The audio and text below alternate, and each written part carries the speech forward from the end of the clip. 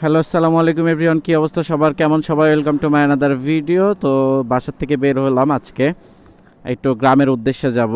তো ভাবলাম যে ভিডিও রেকর্ড করে নেই। তো চলেন বাকি গল্প যাইতে যেতে করি।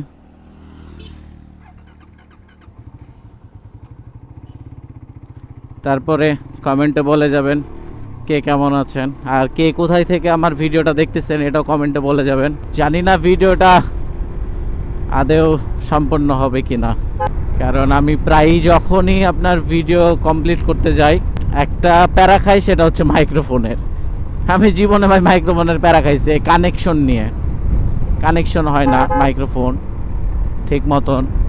অনেক দূর পথ গিয়ে যখন ভিডিওটা আমি চালু করি তখন দেখি যে যা, ভিডিওর কিছুই রেকর্ড হয় নাই। মানে ভিডিও রেকর্ড হয়েছে, ভয়েস রেকর্ড হয় নাই। আমি খুবই ভয়ে ভয়ে গাড়ি টানতেছি, কজ হচ্ছে আমার মাউন্টটা একটু নড়তেছে মনে হয়। যে কোনো সময় যদি পড়ে যায় তাহলে আমার কলিজা বাইরে যাবে ভাই। By the way, next video কি টপিকে বানাবো আপনারা বলে যান কমেন্টে, সেইভাবে বানাবো। তো আজকে গ্রামের উদ্দেশ্যে রওনা দেওয়ার মূল কারণ হচ্ছে আমার ছোট একটা ভাগ্নি আছে। তো তার আবদার হচ্ছে আমার কাছে ওই একটা জুতো নিবে আর কয়েকটা হচ্ছে ওই চুড়ি নিবে। তো নীল আর সবুজ কালারের চুড়ি নিবে। তো এইটা কালকে রাত্রে কিনছি, কেনার পরে আজকে রওনা দিলাম, দিয়ে আসি। সালা বোকা চুদা, এদের জন্য যত অ্যাক্সিডেন্ট হয়, এই বাস ড্রাইভারদের জন্য। মাল খেয়ে গাড়ি চালাই বাড়া, আর পাই আমাদেরকে, বাইকারদেরকেই পাই। যাই হোক, এরা জীবনে শুধরাবে না। সবাই শুধরাইলেও এরা জীবনে শুধরাবে না। এদেরকে শুধরানোর জন্যে জায়গা মতন দিয়ে জায়গা মতন হান দিয়ে দিতে হবে। ওরে বাবারে, তেরে চলে আসছে আমার দিকে, সালা বোকা চুদা। তা আমার মাঝে মধ্যে এই যে এটা শুনতেছেন না, এটা হচ্ছে আমার ডায়লগ। যাই হোক, আমার সাথে পারে, টাইম আছে নাকি ভাই? GSX-R নিয়ে আছি, মানে একটা কড়া মাল নিয়ে আছি, বুঝছেন? আগুন, বাংলাদেশের টপ স্পিডের বাইক, কাউরে টাইমই নাই। 6টা গিয়ার আছে, আবার প্রয়োজনই হয় না, 5টা গিয়ারই যথেষ্ট।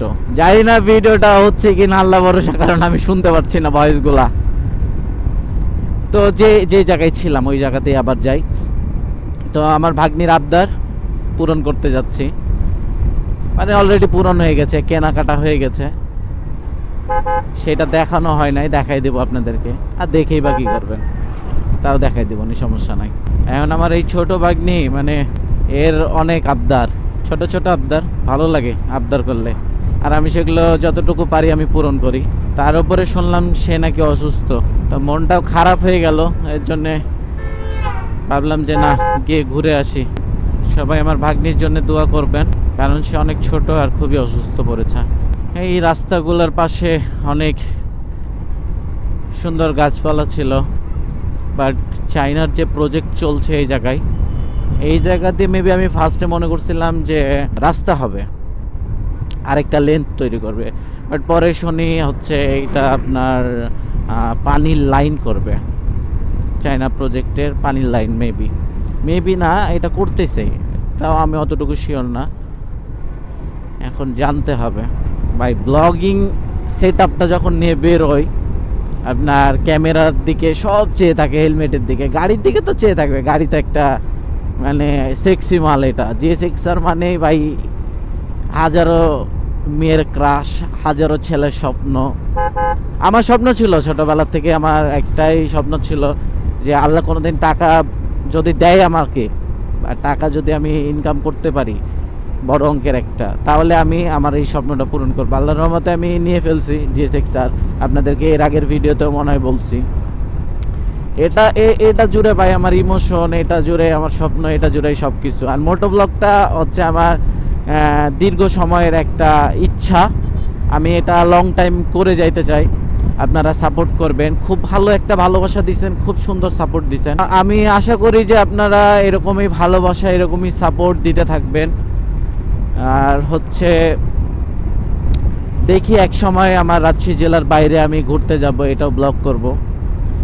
মানে এখন আমি টোটালি ব্লগিংয়ের ওপরেই থাকবো। এইটা হচ্ছে আমার মানে ড্রিম, যে এটা আমি পূরণ করব।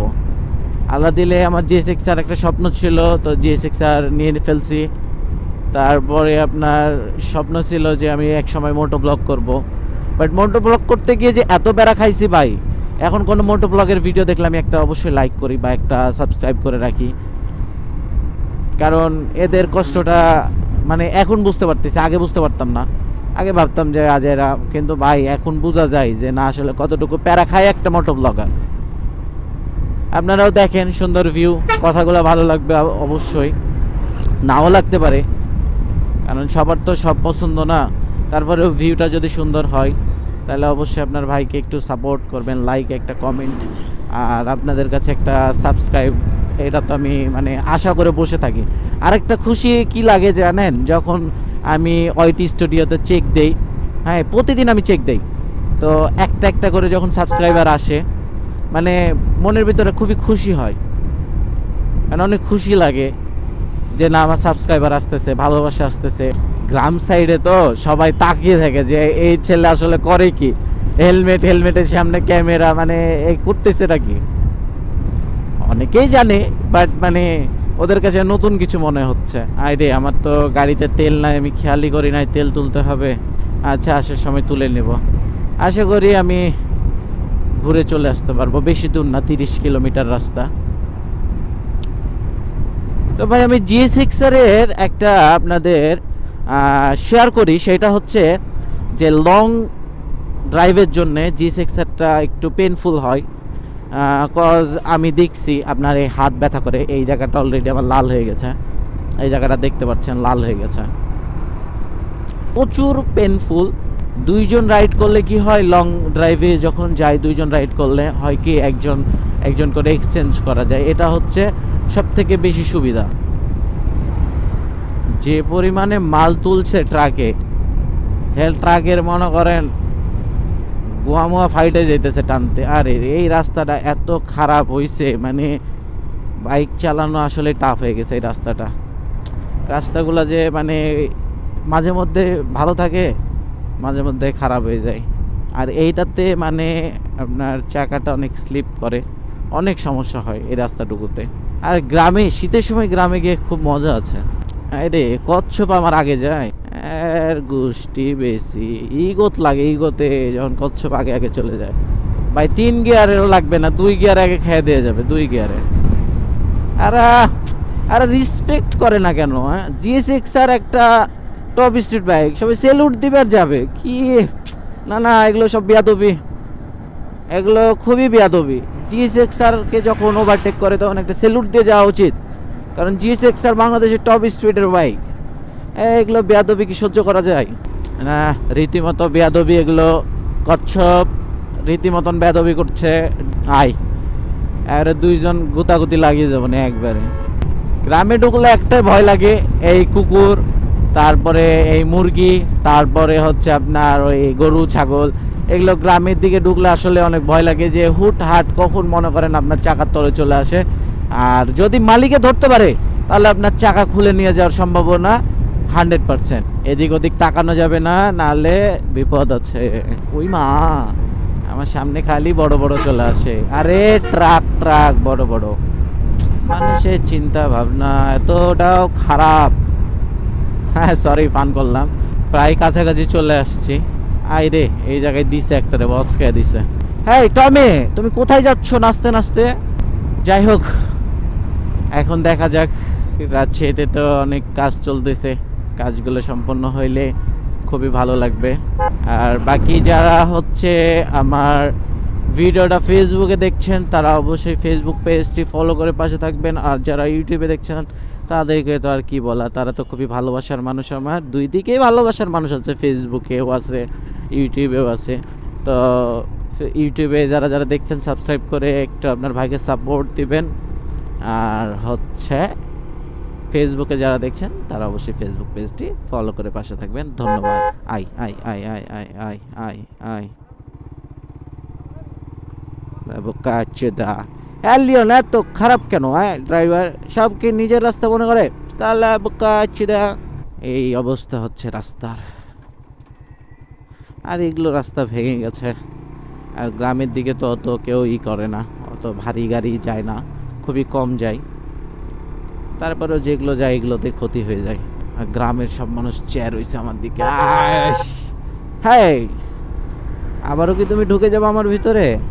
না না, সবাই ভাই যেভাবে তাকিয়ে রয়েছিল আমার দিকে, আমার না ওই সেই শরম লাগে যে কেন আমার দিকে চেয়ে রয়েছে, এমনি শরম লাগে। বুঝে না এরা। পানি ভাই খুবই রিক্স, স্লিপ করে না, তারপরে গাড়িটা ময়লা হয় প্রচুর পরিমাণে। ভাই নিজে 2 টাকা দামে শ্যাম্পু দিয়ে গোসল করি, কিন্তু গাড়ি রে ভাই দামি শ্যাম্পু দিয়ে করায়। এইটাই হচ্ছে ভালোবাসা। এই অটো, তুমি একটু হটো না বাড়া, তোমরা হটতে চাও না কেন? যাই হোক, অনেক আড়াবাড়া শুরু হয়ে গেল আমার। আর আমি রাইড করলে আমার কথা এরকমই আসে, জানি না, আপনারা বলতে পারেন, কিন্তু ভাই এইটাই হচ্ছে আমার, মনে করেন। আর আপনারা ভালো ভাববেন না খারাপ ভাববেন, এটা বিষয় না। বিষয়টা হচ্ছে মানুষ অভ্যাসের দাস, আমি অভ্যাসের দাস হয়ে গেছি। এটা আমার মানে ছুটবে না। আমার এই কথায় কথায় মনে করেন যে কোনো সময় চলে আসে বাড়া। এইভাবে চালাইতে পারলে ভালো হইতো, এইভাবে চালাইলে ফুল ফুটেজটা পাওয়া যায়। সমস্যা নাই, আমি ভাইয়া পিরো রাইডার বুঝছাও। এই R15 টাইম আছে নাকি? হ্যাঁ, 5টা গিয়ার দিলে R15 কে যে কোনো সময় খাই দিয়ে যাবে, বুঝে না। যে কোনো সময় স্যালুট দিবে, স্যালুট দিয়ে দিয়ে যাবে। টমে টমি আমার রাস্তা কেটে চলে গেল, টমে বেয়াদব। এর শিক্ষা দেয়নি কেউ। আপনারা কেউ আমার ভিডিও দেখে থাকলে একটু টমিকে শিক্ষা দিয়েন তো, কারণ যে কোনো সময় গাড়ির ভিতরে চলে আসে। তারপরে বলে যাবেন সবাই, আসলে কমেন্টে কি বলে যাবেন যে ভিডিওটা কেমন হয়েছে। আশা করি খুবই ভালো হয়েছে। তো আমি প্রায় কাছাকাছি চলে আসছি। হ্যাঁ টমি, তোমার দুধু এইভাবে নড়ছে কেন? টমির দেখি একবারে আপনার এইরকম এরকম এরকম এরকম এরকম এরকম এরকম করে কেন টমির? আপনারাও দেখেছেন হয়তো, টমির একটু বেশি বড় বড় হয়ে গেছে। দিব চাচারে? আরে চাচা ভয় পেয়েছে আমাকে দেখে। ওহ, আসলে শান্তি নাই ভাই, পিঠ ব্যথা হয়ে যায়। G6 রাইড করলে না পিঠে প্রচুর পরিমাণে পেন করে। হাত তো করে, হাত অলরেডি আমার লাল হয়ে গেছে এই তালুর এই জায়গাটা। আর এইভাবে চালানোটাও আমার কাছে খুবই টাফ মনে হয়। ওই মা, এখনই জরিমানা লেগে যায় তো। খাড়া টান 4B না ঢুকলে হলো আমার ভিতরে। আর দেখলে ভয় লাগে ভাই, 4B দেখলে বাস্তবে আমার খুব ভয় লাগে। আমি রাস্তা থেকে সাইডে উঠে যাই। ভয় লাগে বলতে কি, মানে আইসাই ঢুকে যাবে সং করে। টানে পারবে না, কিন্তু আইসা ঢুকে যাবে তো যেখানে সেখানে। তো অটো অটো অটো, হ্যাঁ অটো, তোমরা তো বেয়াদব কেন? খালি মনে করো ঢুকাঢুকি শুরু করে দাও, মানে যেখানে পাও সেখানেই মাথা ভরে দাও। তো আমি চলে আসছি কাছাকাছি আমার খামারে। আজকে এই পর্যন্তই। যারা যেখানে যে অবস্থানেই থাকেন, ভালো থাকেন, সুস্থ থাকেন।